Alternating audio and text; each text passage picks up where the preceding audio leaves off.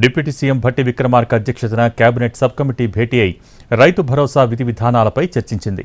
కౌలు రైతులను గుర్తించడం, రైతు భరోసాకి ఎంత నిధులు అవసరం అన్న దానిపై సబ్ కమిటీ దృష్టి పెట్టింది. అనర్హులకు రైతు భరోసా అందకుండా, అర్హులకు అన్యాయం జరగకుండా చూడటమే లక్ష్యంగా కేబినెట్ సబ్ కమిటీ పనిచేస్తోంది. డిప్యూటీ సీఎం భట్టి విక్రమార్క అధ్యక్షతన ఏర్పాటైన కమిటీలో మంత్రులు శ్రీధర్ బాబు, పొంగులేటి శ్రీనివాసరెడ్డి, తుమ్మల నాగేశ్వరరావు సభ్యులుగా ఉన్నారు. రైతు భరోసా పథకానికి అర్హతలు, మార్గదర్శకాలను మంత్రివర్గం సిఫార్సు చేయనుంది. కమిటీ సిఫార్సులపై అసెంబ్లీలో చర్చించి తుది నిర్ణయం తీసుకోనున్నారు.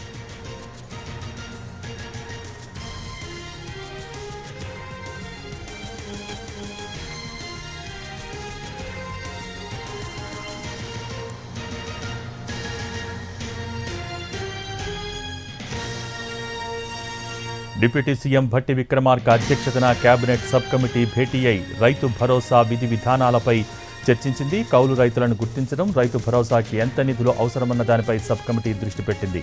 దీనికి సంబంధించి మోర్ అప్డేట్స్ మా ప్రతినిధి సుధీర్ సెక్రటేరియట్ నుంచి అందించడానికి సిద్ధంగా ఉన్నారు. Sudheer, over to you.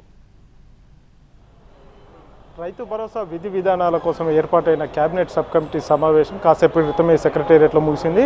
Deputy CM Bhatti Vikramarka అధ్యక్షతన ప్రారంభమైన ఈ సమావేశం సుమారుగా 2.5 గంటల పాటు కూడా పూర్తి స్థాయిలో రైతు అంశాలను, అదేవిధంగా రైతు భరోసా, కౌలు రైతుల అంశాలపైన కూడా సుదీర్ఘంగా చర్చించారు. కొన్ని మార్గదర్శకాలను కూడా ఖరారు చేసే ప్రయత్నం అయితే చేశారు. ఇందుకు సంబంధించి కొన్ని మార్గదర్శకాలను ఓకే చేశారు. ఇవన్నీ కూడా మళ్ళీ ముఖ్యమంత్రి రేవంత్ రెడ్డికి నివేదిక అందిస్తారు. ముఖ్యమంత్రి రేవంత్ రెడ్డికి నివేదిక అందజేసిన తర్వాత దాన్ని అసెంబ్లీలో ప్రవేశపెట్టడం జరుగుతుంది.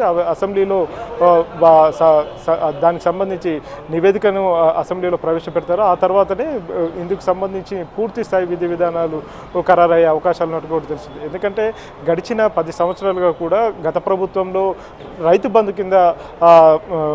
బంధు కింద సంవత్సరానికి 10,000 రూపాయలను రైతుకు అందజేయడం జరిగింది. ఇవన్నీ కూడా పెట్టుబడి సాయం అని కూడా చెప్పడం జరిగింది. ప్రస్తుతం ప్రజాప్రభుత్వం అని చెప్తున్న రేవంత్ రెడ్డి సర్కార్ ఎకరానికి దాదాపు 15,000 రూపాయలను సంవత్సరానికి ఇస్తామని చెప్పడం జరిగింది. కాబట్టి ఇందుకు సంబంధించి నిధుల సమీకరణ ఏ విధంగా ఉండాలనే విషయానికి సంబంధించి కూడా కూలంకషంగా చర్చించారు. మరొక వైపు ఈ రైతు భరోసాకు ఎవరు ఎలిజిబుల్ ఉంటారు, ఎవరు అర్హులుగా ఉంటారు, ఎవరిని అనర్హులుగా ప్రకటించాలనే అంశానికి సంబంధించి కూడా సుదీర్ఘంగా చర్చించారు. ఇందుకోసం భారీ కసరత్తే జరిగిందని కూడా చెప్పవచ్చు. దాదాపుగా 15 రోజుల నుంచి కూడా క్షేత్రస్థాయిలో కూడా రైతుల నుంచి పూర్తి స్థాయిలో వారి దగ్గర నుంచి అభిప్రాయాలు తెలుసుకునే ప్రయత్నం అయితే చేశారు. ఇటు మండల వ్యవసాయ అధికారులు ఎవరైతే ఉన్నారో వారంతా కూడా గ్రామీణ ప్రాంతాలకు వెళ్ళి గ్రామంలో ఉండే రైతుల దగ్గర నుంచి కూడా పలు అభిప్రాయాలను, సూచనలు అడిగి తెలుసుకున్నారు.